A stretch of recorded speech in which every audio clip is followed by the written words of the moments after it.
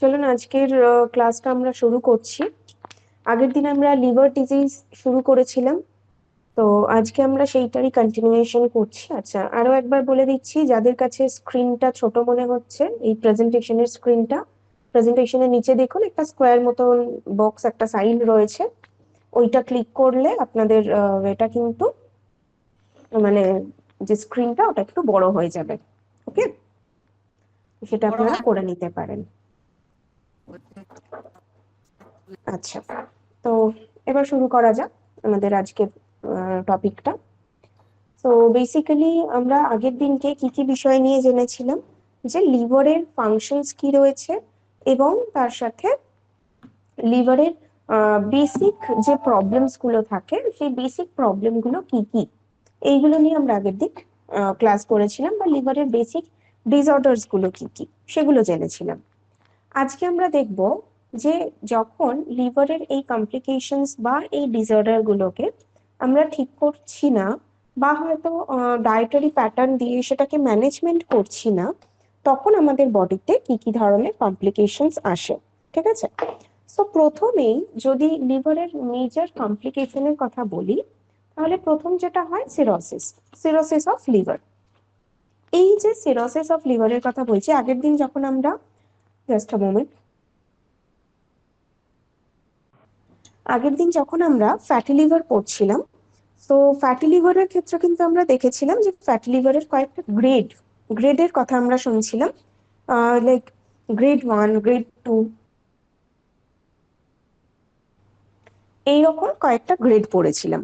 তো লিভার ডিজিজটা বা এই সিরোসিস অফ লিভারটা কি, যখন ফ্যাটি লিভারটা একদম গ্রেড 3 স্টেজে চলে যাচ্ছে, অর্থাৎ যেখানে লিভার সেলস গুলো অনেকটা পরিমাণে ড্যামেজ হয়ে যাচ্ছে, সেই অবস্থাটাকেই কিন্তু আমরা সিরোসিস অফ লিভার বলতে পারি। তো সিরোসিস মানে হচ্ছে স্কার্স কে বোঝায়, অর্থাৎ লিভারের মধ্যে যখন দাগ হয়ে যাচ্ছে। আমাদের লিভারের কালারটা কি একটা ব্রাইট রেড বা একটা মেরুন কালার আমরা বলতে পারি। হুম, মেরুন, একদম কালচে মেরুন নয়, মানে ব্ল্যাকিশ মেরুন নয়, একটা ব্রাইট মেরুন বা ব্রাইট একটা রেড কালার হয় আমাদের একটা হেলদি লিভারের কালার। তো যখন সিরোসিস অফ লিভার হচ্ছে, ইট মিনস লিভারের সেলস গুলো আস্তে আস্তে যখন টক্সিনে ভরে যাচ্ছে, তো লিভার সেলস গুলোর কালারটা অনেকটা ব্ল্যাকিশ হয়ে যায়, একদম ডার্ক মেরুন বা অনেক, মানে একদম যখন খারাপ অবস্থা হয়ে যায় তখন দেখা যায় সেটা ব্ল্যাক কালারের হয়ে গেছে, মানে এরকমই একটা অবস্থা সৃষ্টি হয়।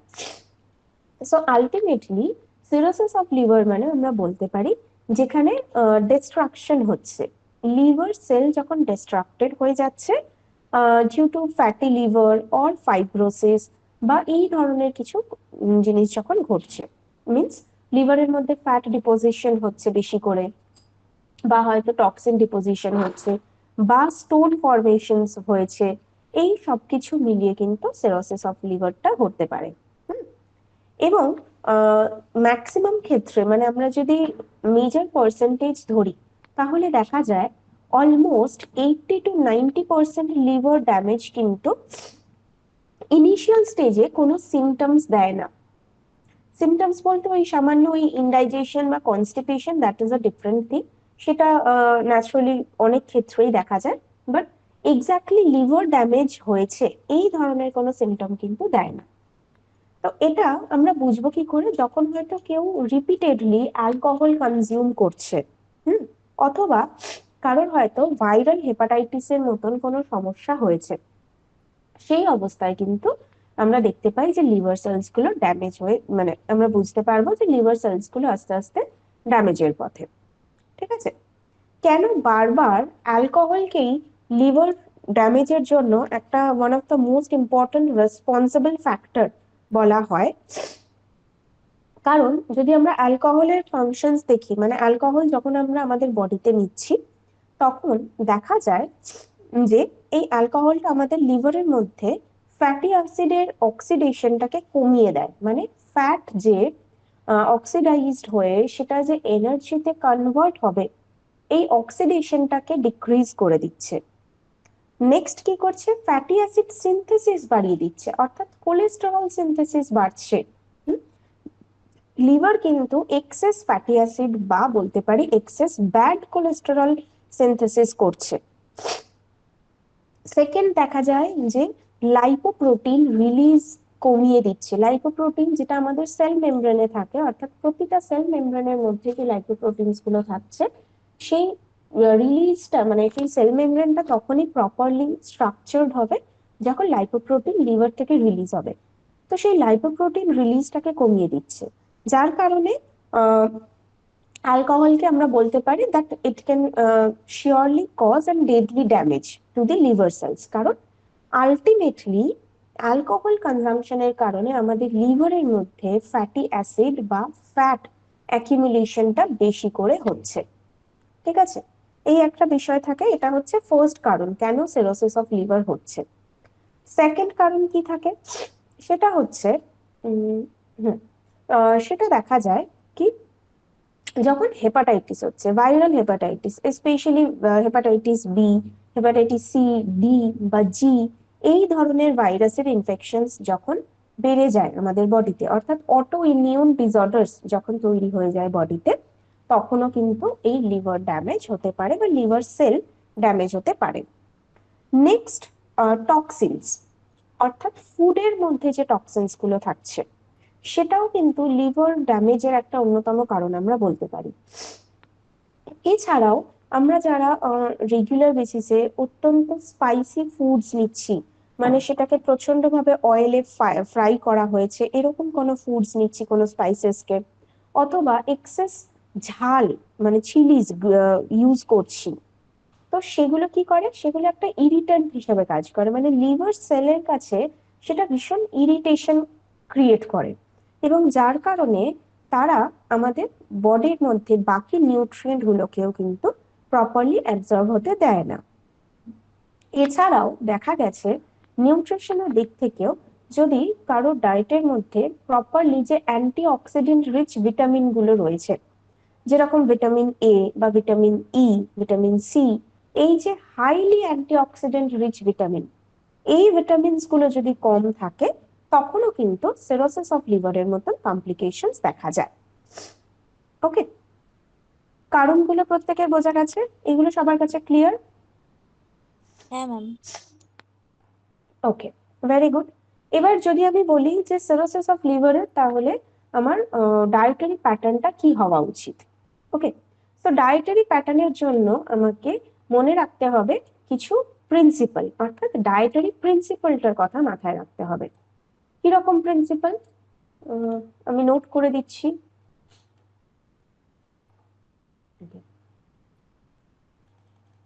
এই হোয়াইট বোর্ডটাও ক্লিয়ার আছে সবার কাছে? Yes, ma'am. ওকে, ভেরি গুড। সো ডায়েটারি প্রিন্সিপালের ক্ষেত্রে সিরোসিস অফ লিভারের ক্ষেত্রে কিন্তু একটা জিনিস খুব দেখা যায়, সেটা যদি সিমটমস এর ক্ষেত্রে বলি, সেটা হচ্ছে অ্যাসাইটিস দেখা যায়। অ্যাসাইটিস মানে কি, যখন পেটের মধ্যে জল জমে যাচ্ছে সেই অবস্থাটাকে বলা হয় অ্যাসাইটিস, যার ফলে পেটটা ফুলে ওঠে। তো এটা হচ্ছে সিরোসিস অফ লিভারের খুব কমন একটা সিমটম। এবং এক্ষেত্রেও দেখা যায় কি, যে এই যে অ্যাবডোমেনের মধ্যে ফ্লুইড রিটেনশন হতে থাকে। ফ্লুইড রিটেনশনের কারণে কিন্তু আমাদের মানে হাইপার টেনশনের মতন প্রবলেমও আসতে পারে। এছাড়াও দেখা যায় যে সোডিয়াম রিটেনশন হচ্ছে, তখন অটোমেটিক্যালি সোডিয়াম পার্সেন্টেজটা কমিয়ে দিতে হয় বডিতে, সোডিয়াম ইনটেকটাকে কমাতে হবে। সেকেন্ডলি কি দেখা যায়, ওয়েট লস হতে দেখা যায়, মাসল ক্র্যাম্পস হচ্ছে, প্রচন্ড উইকনেস দেখা যায় সিরোসিস অফ লিভারের ক্ষেত্রে। ঠিক আছে, বা ভমিটিং হয়, নজিয়া হয়, অ্যানোরেক্সিয়া তো দেখাই যায়। তো এই যে ফ্যাক্টর গুলো কাজ করছে, এর মানে আলটিমেটলি কি হলো, আমার বডিতে যখন উইকনেস রয়েছে বা আমার বডি যখন প্রপারলি ফাংশনস করতে পারছে না, মাসেল বিল্ড আপ করতে পারছে না, সেই অবস্থাতে আমাকে একটা এমন ডায়েট নিতে হবে যে ডায়েটটা কিন্তু আমার উইকনেসটাকেও ক্যাটার করতে পারবে, অর্থাৎ আমার উইকনেসটাকেও প্রিভেন্ট করতে পারবে, অ্যাট দ্য সেম টাইম এই যে আমার মাসেল ক্র্যাম্পস হচ্ছে সেটাকেও ঠিক করতে পারবে। তাহলে তার জন্য আমি ডায়েটারি প্রিন্সিপাল হিসেবে কি নেব সেটা আমরা দেখব। ম্যাডাম সাউন্ড শোনা যাচ্ছে না। না, আমি বলিনি কিছু, আমি নোট করলাম। এবারে দেখুন এখানের মধ্যে আমি কি কি বলছি। ফার্স্ট হচ্ছে হাই ক্যালোরি। হাই ক্যালোরি কেন দিচ্ছি? কারণ ওয়েট লস রয়েছে এবং ফ্যাটিগ রয়েছে, হ্যাঁ, উইকনেস রয়েছে বডিতে, তাই জন্য আমাকে হাই ক্যালোরি দিতে হচ্ছে। হাই ক্যালোরিটা আমি কি থেকে নেব? মেজরলি আমি ফোকাস করব প্রোটিনের ওপরে, বিকজ প্রোটিন যখন আমরা নেব তার কারণে মাসল বিল্ড আপ করতে হেল্প করবে, লিভার সেলস যেগুলো ড্যামেজ হয়ে যাচ্ছে সেগুলোকে রিনিউ করতে হেল্প করবে, এবং তার সাথে যেগুলো ভালো রয়েছে সেই সেলস গুলোকেও কিন্তু ভালো রাখতে হেল্প করছে। তাই প্রোটিনের ওপরে আমাকে বেশি জোর দিতে হবে ক্যালোরি কনজাম্পশনের দিক থেকেও। Next, moderate carbohydrate. Moderate carbohydrate মানে আমি কেন হাই কার্বোহাইড্রেট দিতে পারছি না? যদি হাই কার্বোহাইড্রেটের মধ্যে আমি যদি ম্যাক্সিমামটা সিম্পল কার্বোহাইড্রেট দিই, তাহলে সেটাও কিন্তু আমার লিভারের উপরে একটা এক্সট্রা লোড ক্রিয়েট করতে পারে because of the glycogen storage. তাই জন্য মডারেট কার্বোহাইড্রেট দেবো, এবং এই মডারেট কার্বোহাইড্রেটটাও আমি রাখবো ফাইবার রিচ ফুড থেকে। ঠিক আছে। নেক্সট এবার কি হলো? Restricted fat. অবশ্যই করে আমরা এর আগেও দেখেছি লিভার প্রবলেম মানেই সেখানে আমাকে ফ্যাট রেস্ট্রিক্ট করতে হবে। Next, high vitamins.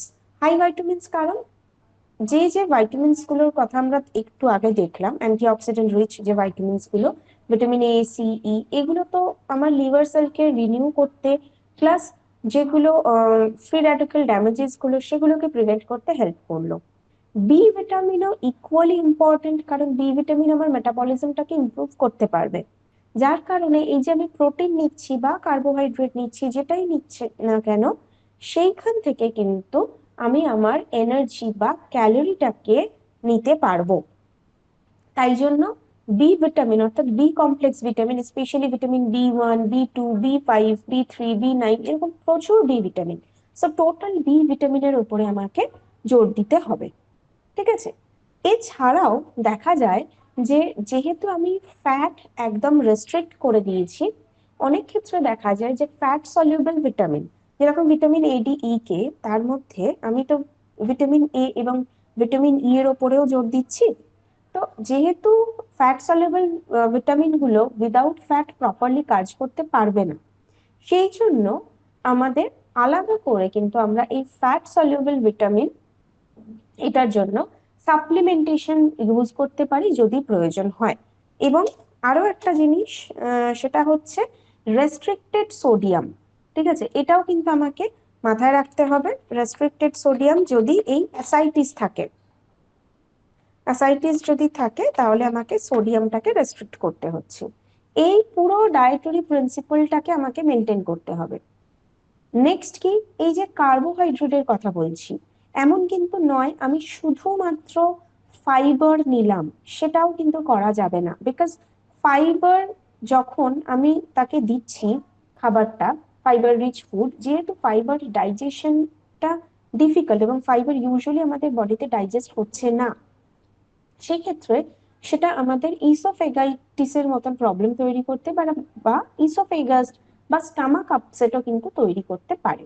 সেই জন্য শুধুমাত্র ফাইবার নয়, the carbohydrate should be coming from both simple carbohydrate and complex carbohydrate. ঠিক আছে। এবার আসি যে কতটা ক্যালোরি আমরা প্রথমত দিতে পারি। যদি তার ওয়েট লস মানে লুজ হয়ে থাকে, ওয়েট লস যদি হয়ে থাকে, তাহলে আমরা তাকে মোটামুটি ভাবে 2000 থেকে 2500 কিলো ক্যালোরি পার ডে বেসিসে কিন্তু মিনিমাম আমাকে সাপ্লাই করতে হবে। ঠিক আছে। নেক্সট আসবো প্রোটিনের ক্ষেত্রে। প্রোটিনটা আমরা মোটামুটি ভাবে কিভাবে দিতে পারি? প্রোটিনের ক্ষেত্রে দেখা যায় ইউজুয়াল আমাদের রিকোয়ারমেন্ট কি থাকে, 0.8 থেকে 1 গ্রাম পার কেজি বডি ওয়েটে কিন্তু আমরা নর্মাল প্রোটিন রিকোয়ারমেন্ট করে থাকি। এবার যখন আমরা হাই প্রোটিন দিতে চাইছি, তাহলে high protein should be starting from 1.2 থেকে 1.5 gram per kg ideal body weight per day. এই অ্যামাউন্টটা আমাকে প্রোটিনের জন্য রাখতে হবে। এবার এই প্রোটিনটা আমি কি থেকে প্রোভাইড করব? মেজরলি আমি প্রোটিনটা নেব প্লান্ট প্রোটিন থেকে। ঠিক আছে। কেন প্লান্ট প্রোটিন? কারণ অ্যানিমাল প্রোটিনের উপরে যদি জোর দিই, তাহলে অ্যানিমাল প্রোটিন থেকে কিন্তু খুব কম পরিমাণ প্রোটিনটা পাবো, হয়তো সেটা খুব ভালোভাবে অ্যাবজর্ব হবে কিন্তু পরিমাণটা খুব কম থাকবে, যেটা আমার এই এতটা প্রোটিন রিকোয়ারমেন্টটাকে ফুলফিল করতে পারবে না। সেকেন্ডলি কি হবে, যখন আমি অ্যানিমাল প্রোটিন বেশি করে নিতে চাইবো তার সাথে আমার ফ্যাটের পরিমাণটাও আসবে, বাট এখানে আমার বলা আছে রেস্ট্রিক্টেড ফ্যাট। কেউ আনমিউট হয়ে গেছেন, প্লিজ মিউট করুন।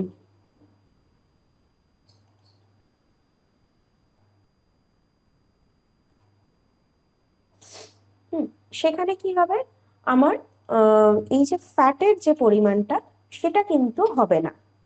তাহলে আমি অ্যানিমাল প্রোটিনের উপরে শুধু জোর দিতে পারবো না, so that we have to focus on the vegetable protein বা প্লান্ট প্রোটিন। প্লান্ট প্রোটিনের মধ্যে আমরা সব থেকে ভালো কি সোর্স নিতে পারি, বিভিন্ন ধরনের নাটস। কারণ নাটসের ক্ষেত্রে আমরা যেরকম প্রোটিন কন্টেন্টটা পাচ্ছি একই রকম ভাবে কিন্তু হাই ক্যালোরিও পাবো, তাই নাটসকে আমরা অ্যাড করতে পারি। এছাড়াও আমরা অ্যাড করতে পারি বিভিন্ন ধরনের ডাল বা ছোলা জাতীয় জিনিস, যেরকম রাজমা, ছোলা, কাবলি চানা, মুগ, সবুজ মুগ, এগুলোকে আমরা আমাদের ডেইলি ডায়েটের মধ্যে অ্যাড করতে পারবো। ওকে, এছাড়াও যদি খুব প্রয়োজন হয় অ্যানিমাল প্রোটিনের, তাহলে সেক্ষেত্রে অ্যানিমাল প্রোটিনের মধ্যে নেওয়া যেতে পারে only egg white. Okay, only egg হোয়াইটটাকে কিন্তু আমরা অ্যানিমাল প্রোটিনের মধ্যে অ্যাড করতে পারি if it is very necessary. Otherwise কোনো protein supplementation, plant protein supplementation যেগুলো হয় সেইগুলোকেও কিন্তু ডায়েটের মধ্যে অ্যাড করা যেতে পারে। এবং ভেজিটেবল প্রোটিনের ক্ষেত্রে একটা খুব ভালো দিক হচ্ছে, কেন ভেজিটেবল প্রোটিনের উপরে বারবার জোর দেওয়া হয়, বিকজ ভেজিটেবল প্রোটিনের মধ্যে এসেনশিয়াল অ্যামাইনো অ্যাসিডের মধ্যে খুব ইম্পর্টেন্ট একটা অ্যামাইনো অ্যাসিড থাকে, দ্যাট ইজ ভ্যালিন। আমরা এসেনশিয়াল অ্যামাইনো অ্যাসিড পড়েছিলাম, like tryptophan, threonine, lysine, leucine, isoleucine, methionine and valine. হ্যাঁ, তো এই ধরনের আমরা কিন্তু আমার এসেনশিয়াল অ্যামাইনো অ্যাসিড পড়েছিলাম। তার মধ্যে ভ্যালিন থাকে ভেজিটেবল প্রোটিনে, যেটা এক্সেস প্রোটিনের কারণে আমরা যে হেপাটিক এনসেফ্যালোপ্যাথি পড়েছিলাম প্রোটিনের চ্যাপ্টারে, হেপাটিক এনসেফ্যালোপ্যাথি, সেই এনসেফ্যালোপ্যাথিটাকে প্রিভেন্ট করতে valine is very very important. তো সেই জন্য আমরা ভেজিটেবল প্রোটিনের ওপরে জোর দেব। ওকে, নেক্সট এবারে আসছি কার্বোহাইড্রেটের ক্ষেত্রে। কার্বোহাইড্রেটের ক্ষেত্রে মানে লিভার ফাংশনের ক্ষেত্রে যেহেতু আমরা জানি যে adequate amount of glycogen can be stored in our liver cell, so 60%, we have to remember that 60% of the total calorie means this amount of calorie, so 60% of the total calorie should be coming from carbohydrate। ঠিক আছে, তাহলে 2000 ক্যালোরির 60% মানে আমরা মোটামুটি ভাবে ধরে নেব যে 1200 কিলো ক্যালোরি। 1200 কিলো ক্যালোরি যখন আমরা এই কার্বোহাইড্রেট থেকে নেব, দেন কার্বোহাইড্রেটের এবার এই 1200টাকেও আমরা দুটো ভাগে ডিভাইড করে দেবো। 1200 ক্যালোরি মানে আমাকে কত গ্রাম কার্বোহাইড্রেট নিতে হচ্ছে, অলমোস্ট 300 গ্রাম কার্বোহাইড্রেট আমাকে নিতে হচ্ছে। এবার এই 300 গ্রামটাকে আমি দুটো পার্টে ডিভাইড করব। 150 গ্রাম নেব আমি কমপ্লেক্স কার্বোহাইড্রেট থেকে, 150 গ্রাম নেব আমি সিম্পল কার্বোহাইড্রেট থেকে। তবে গিয়ে সেটা আমার লিভার সেলকেও এফেক্ট করবে না, বাট আমার লিভার মানে লিভারকে ভালো রাখতে গেলে যে এনার্জিটার প্রয়োজন সেই এনার্জিটাও আমি পেয়ে যাব। ওকে, নেক্সট এবারে আসবো ফ্যাটের ক্ষেত্রে। তো ফ্যাটের ক্ষেত্রে ম্যাক্সিমাম, যদি ম্যাক্সিমাম বলি তাহলে সেটা হচ্ছে 20 gram. 20 gram of fat should be given. এবারে এই 20 গ্রাম অফ ফ্যাটটা কোথা থেকে পেয়ে যাচ্ছি, আমাকে মেজরলি ফোকাস করতে হবে ইনভিজিবল ফ্যাট। ঠিক আছে, ইনভিজিবল ফ্যাট, ইনভিজিবল ফ্যাটের উপরে নিতে হবে। এই ইনভিজিবল ফ্যাটটা আমরা ওখান থেকেই পাবো যেখান থেকে আমরা বাদাম নিচ্ছি, ছোলা নিচ্ছি, রাজমা নিচ্ছি, সয়াবিন নিচ্ছি, সেখান থেকেই কিন্তু আমরা এই ইনভিজিবল ফ্যাটটাকে পেয়ে যাব। তাহলে সেই 20 গ্রাম অফ ফ্যাট আমি সারাদিনে নেব, এবং যেখান থেকে আমাকে মাথায় রাখতে হবে যেটা আমার ডায়েটের মধ্যে পলি আনস্যাচুরেটেড ফ্যাটি অ্যাসিডস কে সাপ্লাই করতে পারবে, এই ধরনের ফ্যাট আমি নেব। ঠিক আছে, এত অবধি বোঝা গেল সবার? এগুলোর মধ্যে কারোর কোনো ডাউট? ঠিক আছে ম্যাম। ম্যাডাম, হ্যাঁ বলুন। ওই অ্যাসাইটিস যেটা বললেন আর কি, হুম হুম হুম লিভারে জল জমে যাওয়া, হুম। তা সেটা কি মানে লিভার সিরোসিস না হলেও তো হতে পারে? হ্যাঁ হতে পারে, বাট ইউজুয়ালি সিরোসিস অফ লিভারের ক্ষেত্রে এই জিনিসটা দেখা যায় এই যে ক্ষেত্রে মানে মানে ওই হুম হুম ডায়েটটাকে হুম ওই হাই সেম প্রোটিন বা সেম এটা সেম এগুলো সেম দিতে হবে, ওগুলো তাই তো? সব করা যাবে, শুধু সোডিয়ামটাকেই রেস্ট্রিক্ট করতে হবে। ঠিক আছে। হ্যালো ঠিক ম্যাম, আছে। বলছি বি হুম। বি কমপ্লেক্সটা নিতে বললেন সেটা কখন নেওয়া যাবে বলছি? বি কমপ্লেক্স, বললেন না বি কমপ্লেক্স ট্যাবলেট হ্যাঁ হ্যাঁ, বি কমপ্লেক্স সাথে নেওয়া যাবে, মানে এটা কি নেওয়া প্রশ্নটা যাবে? ক্লিয়ার হলো না, ডায়েটের মধ্যে আরেকবার বলুন। মানে এই ডায়েটের মধ্যে কি বি কমপ্লেক্স ট্যাবলেট কি দেওয়া যেতে পারে? হ্যাঁ দেওয়া যেতে পারে, দেওয়া যেতে পারে। ম্যাডাম, হুম। এক্সেস নাটস কি ট্রাইগ্লিসাইড ফর্ম করে? এক্সেস নাটস না, না, কারণ নাটসের মধ্যে তো সেই বিষয়টাই নেই, মানে স্যাচুরেটেড ফ্যাটস ভীষণ কম থাকে। আনস্যাচুরেটেড ফ্যাট থেকে ট্রাইগ্লিসারাইড ফর্ম করার চান্সেসটা অনেক কম। অ্যালমন্ড থেকে কি হয়?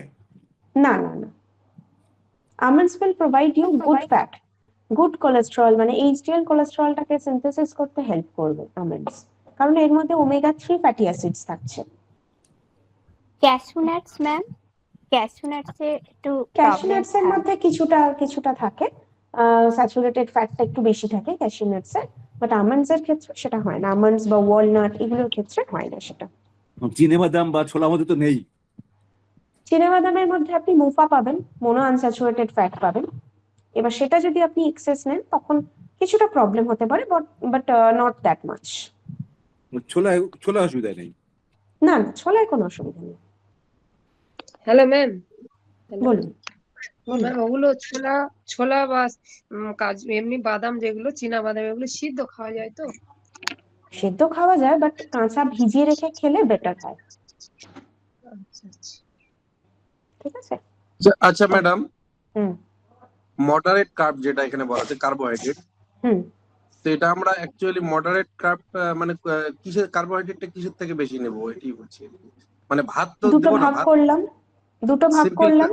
150 গ্রাম সিম্পল কার্বোহাইড্রেট থেকে 150 গ্রাম কমপ্লেক্স কার্বোহাইড্রেট থেকে, আমি 150টা রাফলি একটা ফিগার ধরে বলছি। এবারে কমপ্লেক্স কার্বোহাইড্রেট মানে সেখানে আমরা কি রাখবো, সেখানে আমরা রাখবো হচ্ছে আনপলিশড গ্রেনস যেগুলো রয়েছে। ভাত দিলে সেটা লাল চালের ভাত দিতে হবে, ব্রাউন আচ্ছা রাইসের দিতে হবে। ঠিক আছে। আচ্ছা নেক্সট এবারে মুড়ি, রুটি, ময়দা এগুলোকে আমি বাদ রাখবো। এবার আচ্ছা এই জিনিসটার উপর থেকে আমি কমপ্লেক্স কার্বোহাইড্রেটটা নিলাম। সিম্পল আচ্ছা কার্বোহাইড্রেটটা আমি কি থেকে নেব, ফল থেকে, কারণ ফলের মধ্যে আমরা ফ্রুক্টোজ পাচ্ছি, that is a simple carbohydrate. তো সিম্পল কার্বোহাইড্রেটটা আমি ফ্রুটস থেকে নেব। তার মানে এই ভাতটাকে একদমই বাদ দিয়ে মুড়িটাকে বাদ দিয়ে ওই ব্রাউন হ্যাঁ রাইস টাইপের যেগুলো এগুলো নিতে হবে। হ্যাঁ হ্যাঁ হ্যাঁ। এবারে যদি ধরুন কারোর ওখানে যদি ভাত ইয়ে দেই, নেওয়ার ব্যাপার ডালিয়া না দেই, থাকে, হ্যাঁ ডালিয়া ওটাই দেই। বলছি, আমি বলে দিচ্ছি শুনে নিন আগে। এবার ধরুন কারোর এরকম ব্যাপার নেই যে ভাত খেতেই হবে, এরকম বিষয় নেই, তাহলে সেক্ষেত্রে আমরা তাদেরকে ওটস দিতে পারি, তাদেরকে কিউনোয়া দিতে পারি, which is a very good option. কিউনোয়াতে বেশ অনেকটা ক্যালোরি প্রোভাইড করবে, কিন্তু তার আচ্ছা গ্লাইসেমিক ইন্ডেক্সটা কম হবে, যার কারণে আমার গ্লুকোজ অ্যাবজর্পশনটা বডিতে খুব তাড়াতাড়ি হচ্ছে না। তো ভাতের পরিবর্তে আমরা কিউনোয়া অ্যাড করতে পারি, ওটস অ্যাড করতে পারি, এগুলো অ্যাড করা যেতে পারে। ঠিক আছে, বাট কখনোই ডালিয়াও সেখানে যাবে, আমরা ডালিয়া। ডালিয়া না, ডালিয়া হচ্ছে হুইট প্রোডাক্ট, তো হুইট প্রোডাক্টটাকে আমরা অ্যাভয়েড করার চেষ্টা করব, মানে নর্মাল যে হুইট প্রোডাক্টটা রয়েছে, আচ্ছা ঠিক আচ্ছা আছে, আচ্ছা। সেটাকে আমরা অ্যাভয়েড করব। সবচেয়ে ওকে। বার্লিটা সবচেয়ে ভালো হয় না? বার্লি, হ্যাঁ হ্যাঁ, বার্লিও দেওয়া যেতে পারে, বার্লিও দেওয়া যায়। ওকে, থ্যাংক ইউ। Okay. আচ্ছা এবারে একটা জিনিস যেটা আমাদের দেখে নিতে হবে, যে সোডিয়ামটা, এই যে বলা হচ্ছে সোডিয়াম রেস্ট্রিক্ট করতে হবে, তাহলে সোডিয়াম রেস্ট্রিকশনটা কিরকম হবে? যদি কারোর অ্যাসাইটিস রয়েছে, তাহলে আমাকে দেখতে হবে যে সোডিয়াম রেস্ট্রিকশনের ক্ষেত্রে সারাদিনে যাতে 2 to 5 গ্রামসের বেশি সোডিয়াম পার ডে না নেওয়া হয়, অর্থাৎ জাস্ট মানে 1 পিঞ্চও বলা যায় না, মানে সবটা মিলিয়ে আমি রান্নায় কতটা ইউজ করছি, আমার আমার স্পেশালি রান্নার জন্য আমি কতটা ইউজ করছি, বা আমি আলাদা করে কতটা নুন নিচ্ছি, এই সবটা মিলিয়ে হচ্ছে 1 চা চামচেরও কম। এই পরিমাণ সোডিয়ামটা ইউজ করতে হবে, এবং কিছু ক্ষেত্রে দেখতে হয় যে ফ্লুইড ইনটেকটাও কিন্তু তখন কমিয়ে দিতে হয় যদি অ্যাসাইটিস থাকে। ঠিক আছে, আচ্ছা ফ্লুইড আচ্ছা ম্যাডাম, ইনটেকটা কতটা, হ্যাঁ বলুন। একটা বিষয়, সুগারের সরি মানে এই সোডিয়ামের পরিবর্তে যদি কেউ ওই পরিস্থিতিতে যে খেতে পাচ্ছে না, যদি কি বলে সুগার নেয় একটু, তাতে কি নেওয়া যাবে? সুগার মানেও তো সিম্পল কার্বোহাইড্রেট, তাহলে সুগার কেন নেবে? তাহলে সেক্ষেত্রে সে গুড় নিতে পারে। কোনো সিম্পল কার্বোহাইড্রেট মানে মিষ্টি খাবারই যদি ক্রেভিংস হয়, তাহলে সেক্ষেত্রে গুড় নেওয়া যেতে পারে। ঠিক আচ্ছা আছে, ঠিক সো আছে। গুড় will provide some amount of minerals. তো এমটি ক্যালোরি মানে যেটা হোয়াইট সুগার যেটা আমরা ইউজ করি ডায়েটের মধ্যে, সেটাকে নেওয়া যাবে না। ওকে, এবং ওকে, ফ্লুইড ইনটেকটা কমাতে হবে। ফ্লুইড ইনটেকটা মোটামুটি কতটা করা যেতে পারে? 800 থেকে 1000 ml পার ডে আমরা ফ্লুইডটা রাখতে পারি, অর্থাৎ ম্যাক্সিমাম 1 লিটার জল সারাদিনে রাখবো। আস্তে আস্তে করে বডি যখন ওয়াটার ছাড়তে শুরু করবে, যখন নর্মালাইজ হয়ে যাবে সিচুয়েশনটা, তখন আবার আগের অবস্থায় ফিরিয়ে আনা যাবে। মানে আমরা যাদের লিভার সিরোসিস তাদেরকে কি জল কমিয়ে দেবো? লিভার সিরোসিসে যদি অ্যাসাইটিস দেখা যায় ও তবে, মানে না আচ্ছা হলে আচ্ছা, নয়। তাহলেই জলটা কম খাবে। হ্যাঁ, ঠিক আচ্ছা আছে, আচ্ছা। এইটা গেল ম্যাডাম, আমার হ্যালো, লিভার সিরোসিসের ক্ষেত্রে। বলুন। বলছিলাম ম্যাডাম ওই যেটা সোডিয়ামের ক্ষেত্রে হুম আমরা হুম নর্মালি যে সোডিয়ামটা নিই, ওর হুম পরিবর্তে যদি ওই রক সল্ট যেটাকে বলে ওইটা হ্যাঁ কি হ্যাঁ, নেওয়া নেওয়া যেতে চলে পারে। না ওটাও? না না, নেওয়া যেতে পারে। আহ, আচ্ছা, সেক্ষেত্রে ঠিক আছে। হয়তো যেটা ম্যাক্সিমাম 5 গ্রামস বলছি, সেটা 5 গ্রামস এর বদলে হয়তো 8 গ্রামস হতে পারে, 10 গ্রামস হতে পারে, এই এত অব্দি। হুম, আচ্ছা, এটাই মেজরলি আমি যেটা বলছিলাম যে লিভারের মানে মেইন প্রবলেম যদি বলে থাকি, সেটা হচ্ছে এই লিভার সিরোসিস, বা এটাকে অ্যাকচুয়ালি মানে লিভার ক্যান্সার যেটা হয়, সেটাও কিন্তু টাইপ অফ সিরোসিস, যেখানে ওই সেলগুলো নষ্ট হয়ে গেছে, লিভারের সেলগুলো নষ্ট হয়ে গেছে, বাট সেটা আমার বডি থেকে বেরিয়ে যেতে পারেনি। সেটাই হচ্ছে লিভার সিরোসিস বা লিভার ক্যান্সার হিসেবে আমরা বলে থাকি। ওকে, আচ্ছা, এরপরে ফ্যাটি লিভার আলোচনা করেছি আমরা, গল ব্লাডার আলোচনা করেছি। হ্যাঁ, গল ব্লাডার হয়ে গেছে। নেক্সট যেটা নিয়ে কথা বলবো সেটা হচ্ছে প্যানক্রিয়াটিক ডিজিজ। প্যানক্রিয়াটিক ডিজিজের ক্ষেত্রে মোস্ট কমন ডিজিজ হচ্ছে এই ডায়াবেটিস। ঠিক আছে, ডায়াবেটিস বা ডায়াবেটিস মেলাইটাস। বাকি যে প্রবলেমস গুলো রয়েছে সেগুলো আমরা আমাদের ইউজুয়াল মানে লাইফস্টাইলে আমরা কিন্তু এই বিষয়টা অতটা দেখি না। একটাই আমরা দেখে থাকি, সেটা হচ্ছে ডায়াবেটিস এবং প্যানক্রিয়াটাইটিস। মানে কারোর যদি প্যানক্রিয়াটাইটিস হয়, অর্থাৎ প্যানক্রিয়াসে যদি কোনো ইনফ্লামেশন হয়, ইনফ্লামেশনটা কেন হচ্ছে? দেখা যায় কোনো কারণে আমার বডিতে হয়তো কোনো একটা সাডেন কোনো শক পেয়েছি, যার কারণে স্ট্রেস হরমোন অনেকটা বেড়ে গেছে।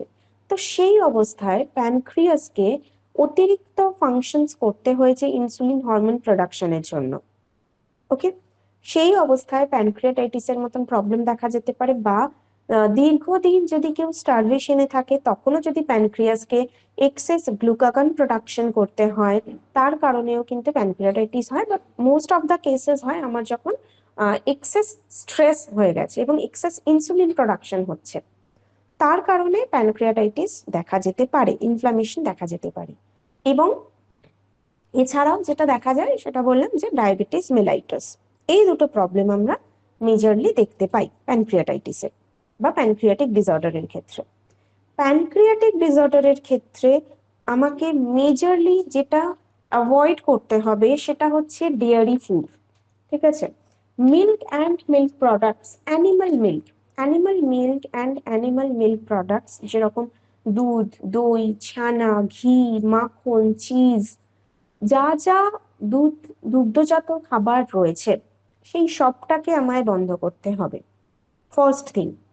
সেকেন্ড কি, হাই ফ্যাট ডায়েট বন্ধ করতে হবে, অর্থাৎ তেল জাতীয় খাবার, বা অতিরিক্ত ফ্যাটি ফুডস যেগুলো হচ্ছে মেজরলি তেল তেল বা ঘি, মাখন, এই জিনিসগুলো, এগুলোকে বন্ধ করতে হবে। বিকজ প্যানক্রিয়াসের ফাংশনও কিন্তু আমার বডিতে ফ্যাটকে ডাইজেস্ট করা। তাই প্যানক্রিয়াসে যদি কোনো সমস্যা তৈরি হয়, বডি তখন ফ্যাট ডাইজেস্ট করতে প্রবলেম ক্রিয়েট করবে। তাই ফ্যাট ডাইজেশনের ক্ষেত্রে আমাকে কি দিতে হবে, একদম লো ফ্যাট ডায়েট এটা দিতে হচ্ছে। কারণ যত বেশি আমি ফ্যাট নেব, প্যানক্রিয়াস তত বেশি কাজ করতে চাইবে, তত তার ইনফ্লামেশন বাড়বে। বন্ধ করলাম।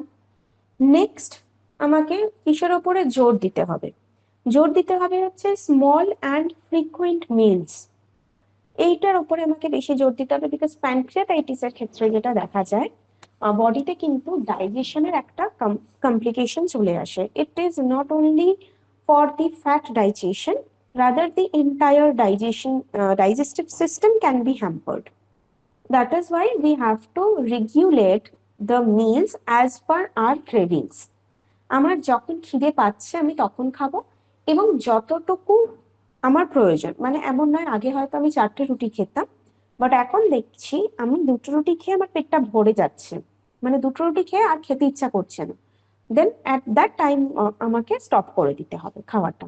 আমি কোনোভাবেই এক্সেস খাবার কনজিউম করবো না। আবার যখন আমার খিদে পাচ্ছে আমি আবার তখন খাবার নেব।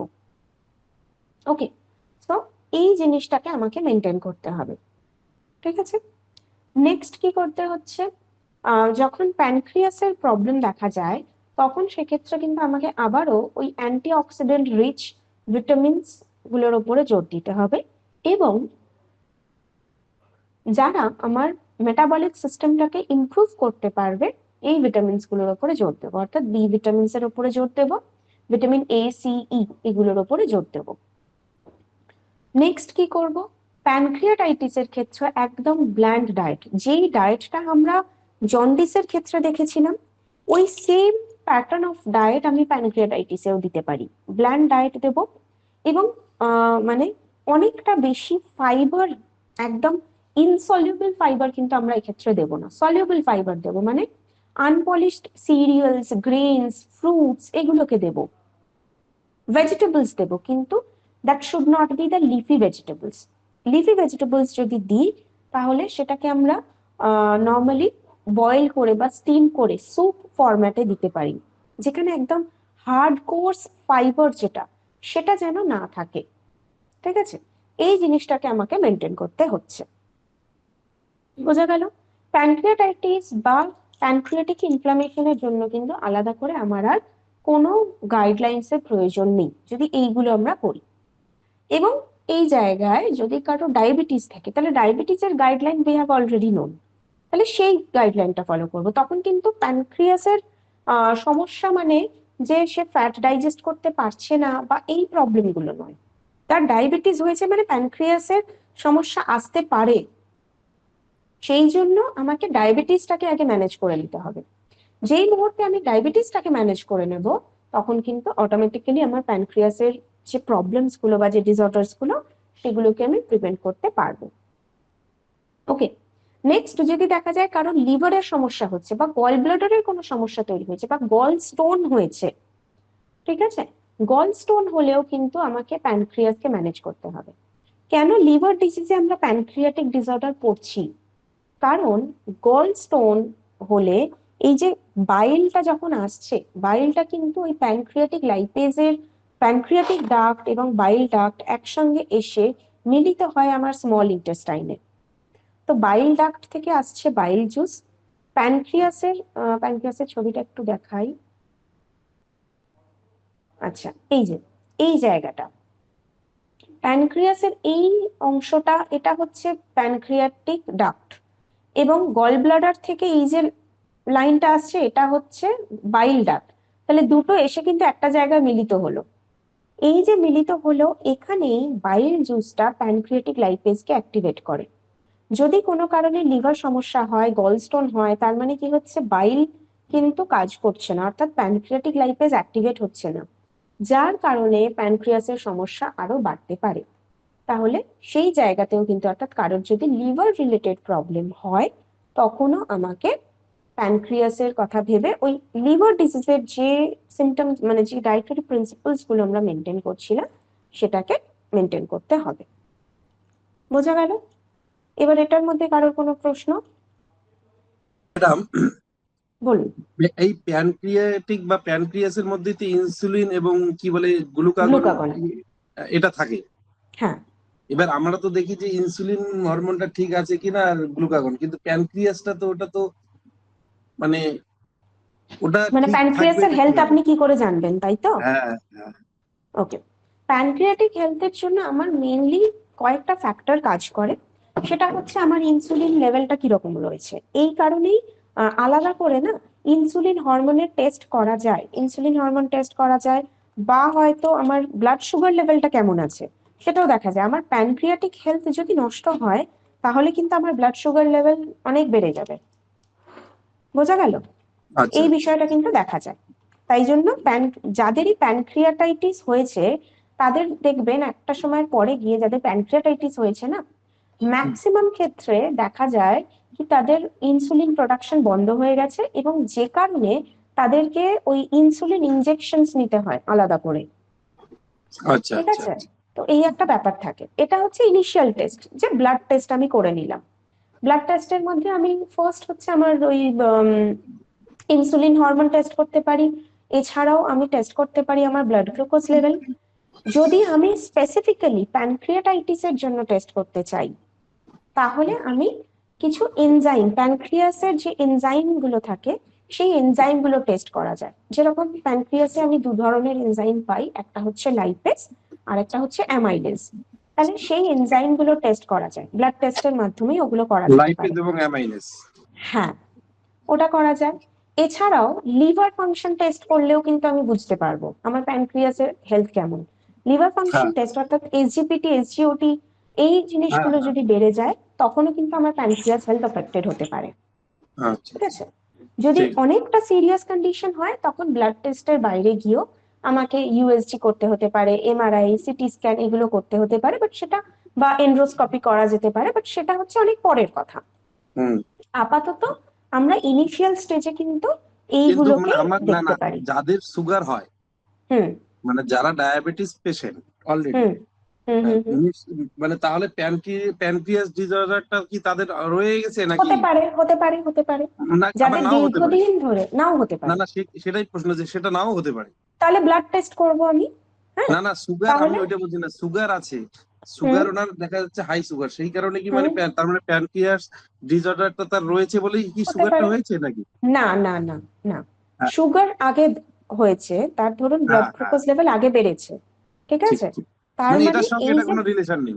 না, ব্লাড হ্যাঁ, গ্লুকোজ ওইটাই লেভেল বলছি। বেড়ে গেলে এবার প্যানক্রিয়াসের সমস্যা আসতে পারে। আচ্ছা, আচ্ছা, আচ্ছা। দীর্ঘদিন ধরে যার, যদি তার সুগার লেভেলটা, বিজিএলটা যদি অনেকটা বেশি থাকে তখন কিন্তু পরে তার প্যানক্রিয়াটিক ইস্যুস আসতে পারে। আচ্ছা, সেই এটা জন্য পরের লেভেল আর কি। হ্যাঁ, সেই জন্য আমি পরে কিন্তু লাইপেজ বা অ্যামাইলেজ এনজাইম টেস্টটা করতে পারি যদি আমি ঠিক। অনেকটা বেশি জানতে চাই তাহলে। মানে সুগারের কারণে ওই প্যানক্রিয়াসের যে কর্মক্ষমতা সেটা কমে যেতে পারে, তাই না? কমে যাবে, হ্যাঁ হ্যাঁ হ্যাঁ। সেই জন্য তাহলে ধরে সুগারটাকে কন্ট্রোল করতে হবে। হুম। তাহলে ধরে নেওয়া যায় এছাড়াও যে স্টুল টেস্ট করা যেতে পারে, স্টুল টেস্টও হয় অনেক সময়। হ্যাঁ, বা ফিকাল ফ্যাট, মানে আমার স্টুলের মাধ্যমে ফ্যাট কতটা বেরোচ্ছে সেইটা আর কি অ্যানালিসিস করা হয়। কারণ ফ্যাট যখনই ডাইজেস্ট হবে না তখনই ওই আনঅ্যাবজর্বড ফ্যাটটা স্টুলের মাধ্যমে বেরিয়ে আসবে। হুম। তো সেই স্টুল টেস্টও করা যায়। ঠিক আছে? আচ্ছা, ঠিক আছে। তাহলে ধরে নেওয়া যায় ইনসুলিন দেওয়া হুম, মানেই হচ্ছে প্যানক্রিয়াসে এফেক্ট হয়েছে। এফেক্ট হয়েছে, হ্যাঁ। কারণ প্যানক্রিয়াস তখন আর প্রপারলি ইনসুলিন সাপ্লাই করতে পারছে না। হ্যাঁ, ইনসুলিন তৈরি করতে পারছে না, সেই জন্য আমাকে বাইরে থেকে ইনসুলিন নিতে হচ্ছে। তার মানে অবশ্যই সেখানে প্যানক্রিয়াসের একটা ডিসঅর্ডার তৈরি হয়েছে। নট দ্যাট কি একদম প্যানক্রিয়াটিক ক্যান্সার হয়ে গেছে বা সিস্ট হয়ে গেছে বা প্যানক্রিয়াটাইটিস খুব সিভিয়ার স্টেজে চলে গেছে, সেটা নয়, কিন্তু প্যানক্রিয়াসে এফেক্ট করেছে। তাই জন্য প্যানক্রিয়াসের যে বিটা সেল সেটা ড্যামেজ হয়ে গেছে। বিটা সেল ড্যামেজ হয়ে গেছে বলেই ইনসুলিন তৈরি হচ্ছে না, তাই আমাকে আর্টিফিশিয়াল ইনসুলিন সাপ্লাই করতে হচ্ছে বডিতে। সেই ক্ষেত্রে আমাদের যে প্যাথি মানে হুম র ফুড ডায়েট, হুম সেটা হুম হুম, রিভার্ট করা যায়। করতে পারবো, হ্যাঁ। আমি যখনই আমার র ফুড ডায়েটের উপরে যাব তখনই দেখবো আস্তে আস্তে করে আমার ইনসুলিন কেন লাগে। যত বেশি আমি গ্লুকোজ নেব তত বেশি আমার ইনসুলিন লাগবে। এবার যখনই আমি র ফুড ডায়েট নিচ্ছি তার মানে কি তার জিআই এবং জিএল দুটোই কম হয়ে যাচ্ছে।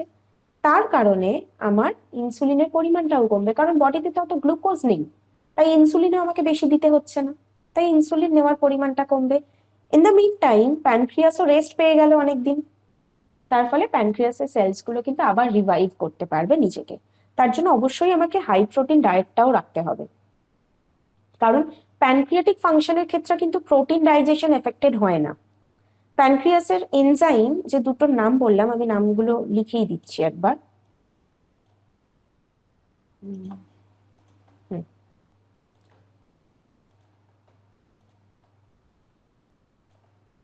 এখানেই লিখছি। প্যানক্রিয়াসে দুটো এনজাইমের কথা বললাম, একটা হচ্ছে অ্যামাইলেজ আর একটা হচ্ছে লাইপেজ। এদের কাজ কি? অ্যামাইলেজ মানে আমরা জানি যারা কার্বোহাইড্রেটকে ডাইজেস্ট করে, আর লাইপেজ মানে জানি যারা লিপিডকে ডাইজেস্ট করে।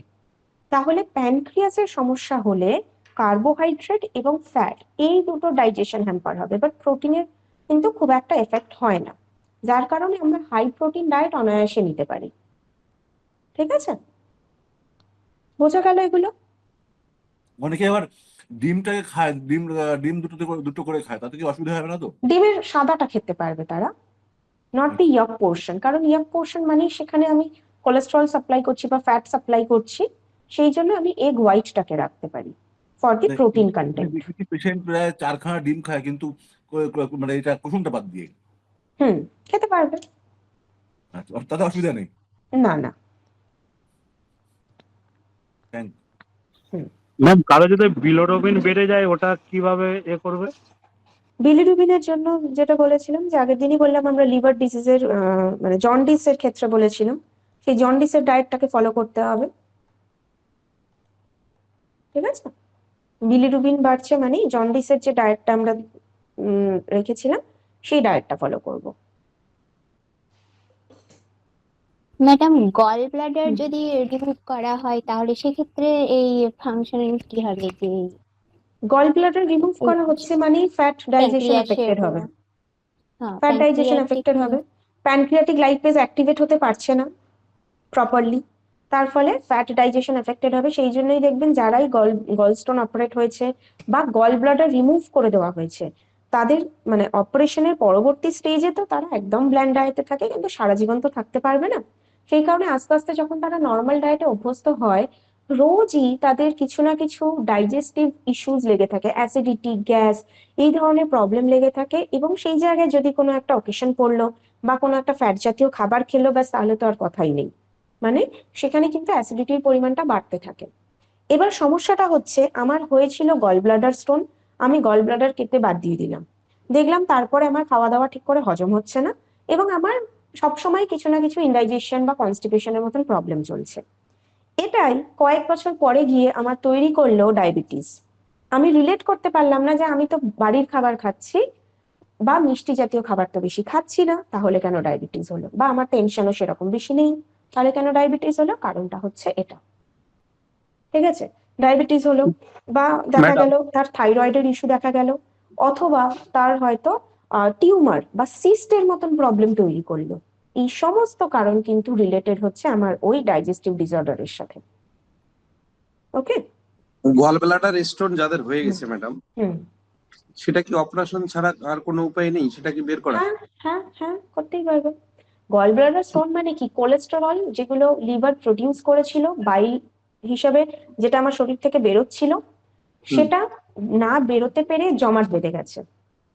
তাহলে আমাকে সেই মুহূর্তে কি করতে হবে? যত বেশি আমি র ফুড নেব, ফাইবার যত বেশি নেব, ফাইবার কি করবে? ওই জিনিসটাকে কমিয়ে দিতে হেল্প করবে, স্টোন ফর্মেশন মানে স্টোন অ্যাকিউমুলেট হতে দেবে না, কোলেস্টেরল সিনথেসিসটাকে কমিয়ে দেবে, এবং যে স্টোনটা হয়েছে সেটাকে শরীর থেকে বের করে দিতে হেল্প করবে।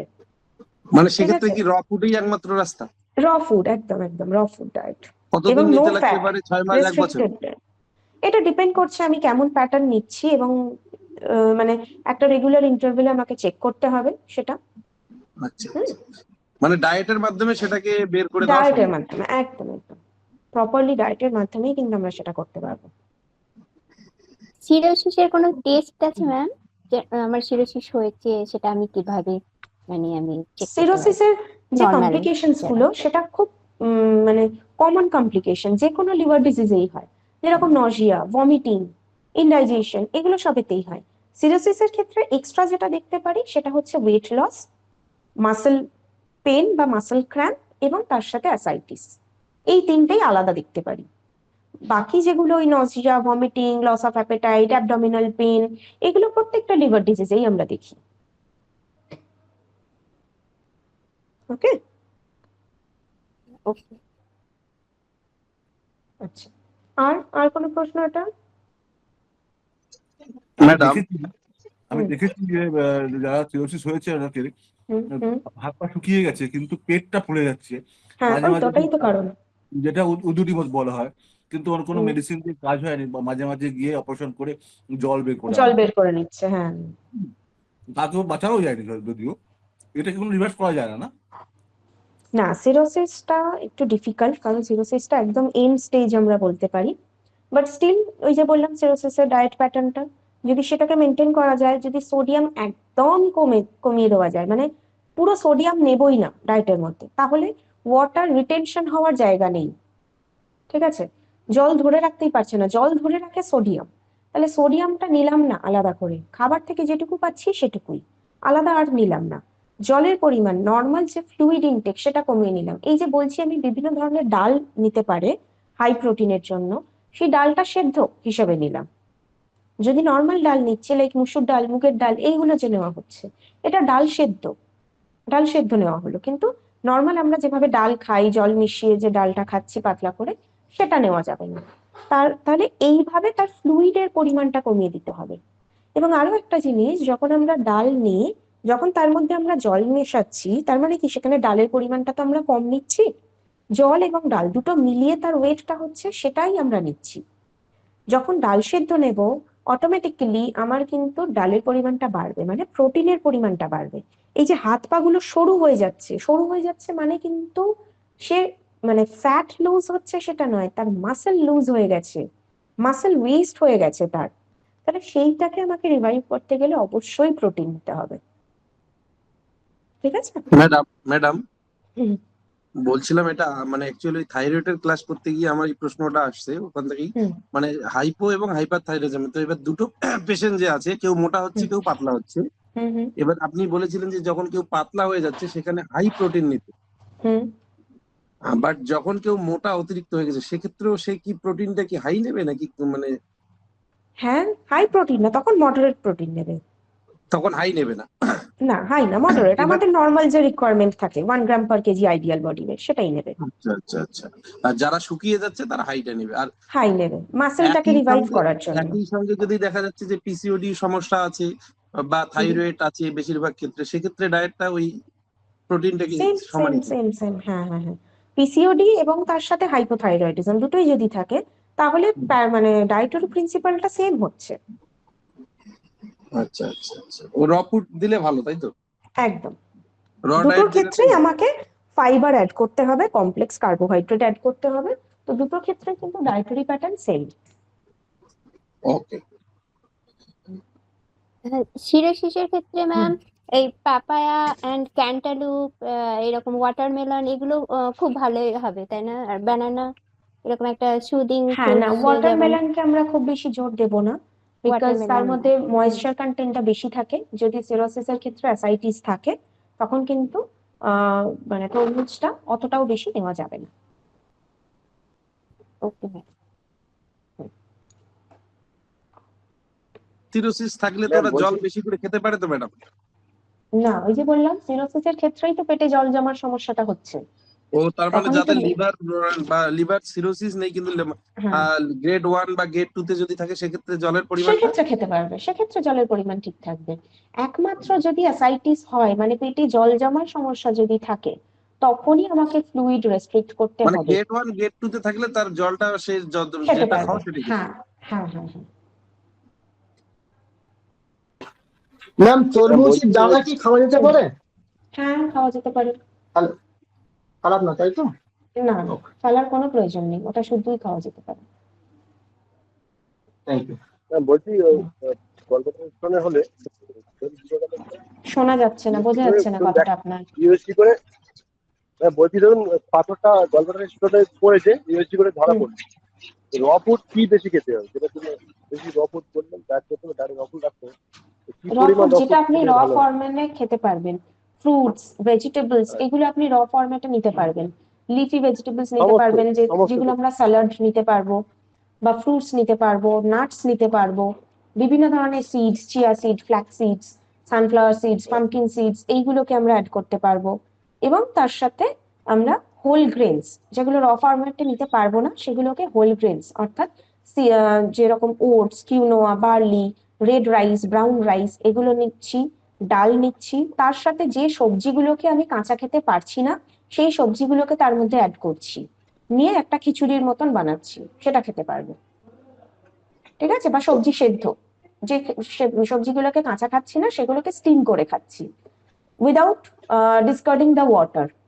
সবজি সেদ্ধ জলটাকে ফেলবো না। ঠিক আছে?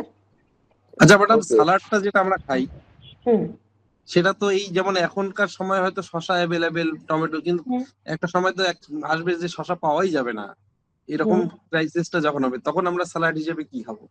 কোন সময় কথা বলছেন বলুন? মানে যে শীতকালে? সময়টা পাওয়া যায় না আর কি।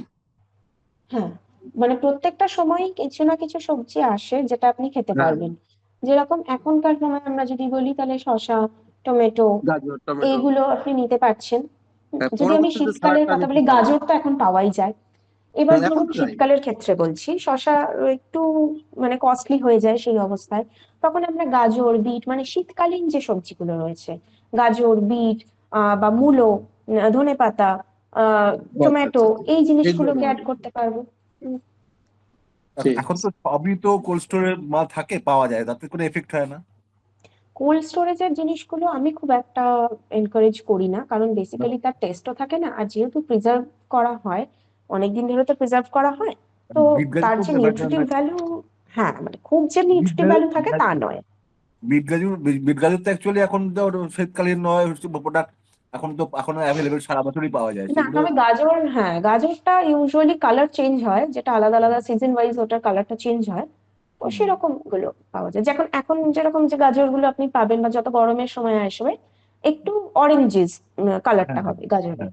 বাট শীতের ক্ষেত্রে আমরা গাজরগুলো দেখি একটু রেডিশ কালারের হয়, তো আচ্ছা আচ্ছা। ওটা মোটামুটি আমরা নিতেই পারি। গাজরটা এখন মানে নিউট্রিশন প্রায় সারা ভ্যালু তো বছরই পাবো না, পাওয়া কিন্তু যায়। ফাইবারটা পাবো।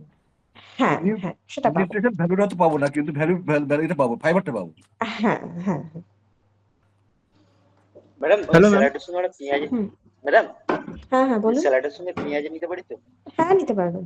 যা কিছু সবজি আপনি কাঁচা খেতে পারবেন, সব আপনি অ্যাড করতে পারবেন, নো আচ্ছা প্রবলেম। ম্যাডাম, র ফুডের মধ্যে গাজর কি আমি রেগুলার খেতে পারি? হ্যাঁ, পারেন। ম্যাম, ম্যাম একটা কোয়েশ্চেন ছিল, বলুন। বলছি যে মানে যাদের পিসিওডি পিসিওএস এর সমস্যা মানে অনেক বেশি রয়েছে, তারা হুম। কি ডাবের জল বা আখের রস বা তালশাঁস এই জাতীয় কিছু খাবার খেতে পারে? হ্যাঁ হ্যাঁ, তাতে কি সমস্যা? কোনো সমস্যা তাতে নেই। কোনো সমস্যা নেই তো? না না আচ্ছা, না। ঠিক আছে। হুম। Hello ma'am. হ্যাঁ, বলুন হ্যালো, বলুন বলুন। বলছি ম্যাম, আমি তো আপনার অ্যানিমাল ফুড খাই না বললেই চলে। হুম তো আমার ইউরিক অ্যাসিড আপনার 7.5 এসছে এই সপ্তাহখানিক আগে পরীক্ষা করে। আর ডাল সমস্ত রকমেরই খাই, মুসুর ডাল টাল সবই খাই, টমেটোও খাই, হুম বা ওই তরমুজের বিচি টিচি সবই খাচ্ছি। হুম। আবার ক্রিয়েটিন লেভেলটাও আপনার 0.9 এসছে। তা সেক্ষেত্রে কি স্ট্রেস আমি ফ্যাক্টর কিরকম? হ্যাঁ, খুব বেশি টেনশন, স্ট্রেস, এনজাইটি এগুলো রয়েছে? না ততটাও নেই। আচ্ছা। আর আপনার কোলেস্টেরলও আপনার 250 ছিল, তো এক হুম সময় ওষুধ দিয়ে তো কমে যেত, এখন আপনার ওই 208-7 এরকম আসছে, মানে এই খাওয়া দাওয়া কন্ট্রোল করে। হুম হুম। তো মানে পুরোপুরি কন্ট্রোলে হচ্ছে না। তো তাই ইউরিক অ্যাসিডের জন্য আপনার কি ওষুধ আবার খেতে হবে? মেডিসিন যেটা খাচ্ছিলাম র ফেভিস্টার। ফুডের ওপরে আসুন, ফ্রুটস এর হ্যাঁ, ওপরে জোর দিন বেশি, ফ্রুটস ফ্রুটস না ফ্রুটস তো ফ্রুটস খাচ্ছি এবং ম্যাডাম, ফ্রুটস তো র ভেজিটেবলস এর ওপরে জোর দিন। বেশিরভাগই সেটাই হচ্ছে ম্যাম। মোটামুটি যা খাবার খাই তার অর্ধেক অর্ধেকই তো রওয়া হয়ে যাচ্ছে। আচ্ছা, তাহলে তাতে সেক্ষেত্রে আপনার ডায়েটারি প্যাটার্নটা পুরোটা ভালো করে শুনতে হবে, না হলে তো এরকম ভাবে বোঝা যাবে না। আপনি আচ্ছা একটা কাজ করতে পারেন, আপনি সরাসরি এসে স্যারের সাথে কথা বলতে পারেন একবার, তাহলে আমার আচ্ছা, মনে হয় বেটার হবে। ঠিক আছে? এখন পুরো ঠিক ডায়েট আছে, প্যাটার্নটা না শুনলে বোঝা যাবে না ওটা। হ্যাঁ। ঠিক আছে, থ্যাংক ইউ ম্যাম। ম্যাডাম, হুম। এই যে বিন গাজর শসা ওটা এগুলোকে আগে খেয়ে নিতে হবে, তারপরে ভাত বা ভাত খাওয়া হ্যাঁ যাবে? হ্যাঁ নাকি হ্যাঁ। আগে আগে ভাতের সঙ্গে না, সঙ্গে একটু আগে স্যালাড খেতে হবে। যারা অল্প ওয়েট করে লুজ করতে চাইছেন তারা আগে স্যালাড খাবেন। যারা ওয়েট লুজের কোনো ব্যাপার নেই, জাস্ট মেনটেন করতে চাইছেন, তারা খাওয়ার সাথে বা খাওয়ার পরে খেতে পারেন। আচ্ছা আচ্ছা ঠিক ওকে। আছে। ম্যাডাম ওই যে আপনি যদি 3 ঘন্টায়, একটা প্রশ্ন আমার মাঝে জাগে, যে 2 ঘন্টায় যদি আমাদের ভেজিটেবলটা হজম হয়ে যায় শরীরে, হুম হুম এবার আমরা দেখা যাচ্ছে যে লাঞ্চে কার্বোহাইড্রেট নিলাম, ভাত নিলাম, সবকিছু হুম নেওয়ার পরে বিকাল বেলা আবার সবজি খেলাম, কিন্তু এই যে যে কার্বোহাইড্রেট যে খাবারটা খেলাম এটাতে তো হজম হতে সময় লাগতেছে 8 ঘন্টা, হুম কিন্তু তারপরে আবার ওই যে ভেজিটেবলটা নেওয়ার পরে ওটা তো হজম হয়ে গেল, ওটা তো আবার ওই একই সমস্যা হবে যে সে বেরোবে কোন দিক দিয়ে? ফাইবার হিসেবে থাকছে তো আপনার বডিতে। আচ্ছা আচ্ছা, ভেজিটেবলের সেটা মধ্যে তো আপনি অ্যাসিডিটি মেইনলি হবে না, ফাইবার পাচ্ছেন না। কিন্তু ফলটা যেটা খাচ্ছি সেটাও তো, আপেল খেলাম সেটাও তো ফাইবার থাকবে। হ্যাঁ, কিন্তু তার মধ্যে সিম্পল কার্বোহাইড্রেটের পরিমাণটা বেশি থাকে। আচ্ছা আচ্ছা, ফাইবার এইটাই যেটা এটাই। থাকে সেটা সলিউবল ফাইবার থাকে, যার কারণে সেটা আপনার লার্জ ইন্টেস্টাইনে এসে বাল্কটাকে ইনক্রিজ করবে, এবং তারপরে যখন আপনি ভেজিটেবল নিচ্ছেন সেই বাল্কটাকে শরীর থেকে বের করে দিতে সাহায্য করবে ওই ভেজিটেবলের মধ্যে থাকা ইনসলিউবল ফাইবারটা। ফলের ক্ষেত্রে কলা, আপেল, শাকালু এগুলো যদি খাওয়া হয় সঙ্গে হুম, সঙ্গে খাওয়া যাবে নাকি আলাদা করে টাইমে করে একসাথে খেতে পারবেন না, মিষ্টি জাতীয় খাবারটা গুলো খেতে পারবেন। একসঙ্গে সব খাওয়া যাবে? হ্যাঁ, কিন্তু লেবুর রস হলে আগে খেয়ে নিতে হবে। আগে খেতে হবে বা পরে খাবেন, 1-1.5 ঘন্টা পরে খাবেন। আচ্ছা আচ্ছা ঠিক আছে। ওয়েটটা গেইন করতে হলে কি করব? High protein. ওয়েট গেইন করা মানে হাই প্রোটিন, মানে একটা প্লেটকে দুটো ভাগে ভাগ করলে একটা ভাগ থাকবে প্রোটিনের, একটা ভাগ থাকবে ফ্রুটসের, এবং তার সাথে বাকি আর যে 1/4 রয়েছে সেই 1/4 আমি রাখবো সিরিয়ালসকে। ঠিক আছে, এরকম ভাবে রাখতে হবে। আর লোর ক্ষেত্রে প্রোটিনটা লোর কি ক্ষেত্রে থাকবে? আমরা প্রত্যেক মডারেট? দিন বলেছি, লোয়ের ক্ষেত্রে ডায়েট আমরা প্রতিদিন কথা বলেছি, না না, সেটা মানে মডারেট ভাবতে হবে। প্রোটিনটাই থাকবে। হ্যাঁ, সিম্পল ওকে, কার্বোহাইড্রেট তো ঠিক নেওয়া আছে যায়। তাহলে ম্যাডাম আজকের মতন হ্যাঁ বলছি, আমরা তো এখন কাঁচা আম উঠছে, তাহলে ডোয়া হুম, ডায়েটের সঙ্গে কাঁচা আমটা রাখতে পারি তো? খেতে পারেন, হ্যাঁ হ্যাঁ হ্যাঁ খেতে পারেন। ওকে, ঠিক সুগারের আছে, তাহলে ক্ষেত্রে কি মোটামুটি ভাবে আমাদের ম্যাডাম, সুগারের ক্ষেত্রে কি লিভারের আমটা ডিজিজটা খাওয়া নিষেধ কমপ্লিট আছে হলো। ঠিক আছে, ম্যাডাম? না কোনো নিষেধ নেই, পাকা আম আম খাওয়ার খাওয়া, নিষেধ, অল্প খেতে হবে, বাট কাঁচা আমের ক্ষেত্রে কোনো বারণ থাকে না। সেটাই বলছি।